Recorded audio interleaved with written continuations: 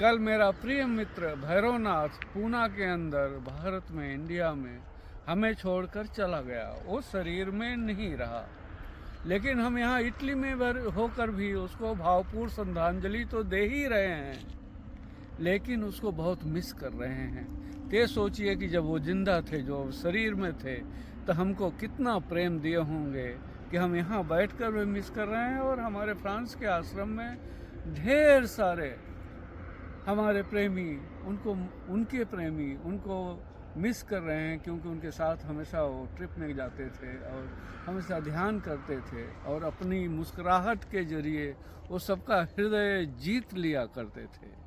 तो आज वो नहीं है, तो ढेर सारे मैसेज मेरे पास आ रहे हैं, लोग उनकी तारीफ़ें कर रहे हैं। मैं चाहता हूँ कि जिसे भी आप प्रेम करते हो, जो बातें आप शरीर छोड़ने के बाद, मृत्यु के पश्चात एक दूसरे के लिए अच्छी अच्छी करते हो, प्लीज़ जो लोग आप जिंदा हैं आपके जीवन में, आपके आसपास हैं या दूर हैं, उनसे तुरंत संपर्क कीजिए, मिस मत कीजिए। जीवन कभी भी समाप्त हो सकता है और रिश्ते ऐसे नहीं होते जैसे कोई किताब के 2-4 पन्ने अगर नहीं पसंद आए तो इसका मतलब किताब फेंक दोगे क्या? ये तो कोई बुद्धिमानी नहीं हुई।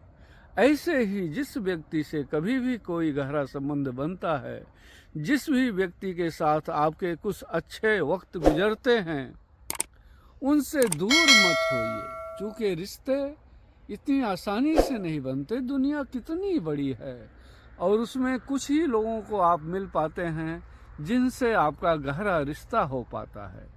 तो रिश्ता बनाने से ज़्यादा ज़रूरी, ज़्यादा कीमती, ज़्यादा मूल्यवान है रिश्तों को निभाना।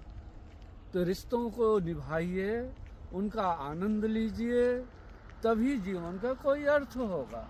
और जीवन की सच्चाई को समझिए, परमात्मा को कभी भी मत भूलिए। अपने जीवन के साथ अपनी प्यास में हमेशा परमात्मा को प्रथम रखिए, तभी आपके जीवन का कोई अर्थ होगा और तभी आप तृप्त मृत्यु पा सकते हैं। और जब भी आप तृप्त मृत्यु पाएंगे, तभी भी आपको तृप्त फिर से पुनर्जन्म हो सकता है।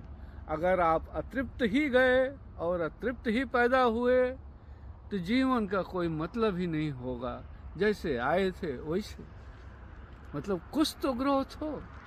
अगला कदम बढ़ाने के लिए एक कदम आगे तो बढ़ाना पड़ेगा ना। किसी भी मंजिल पर पहुंचना हो तो आपको आगे तो बढ़ना पड़ेगा ना। तो अपनी गलतियों को सुधारें।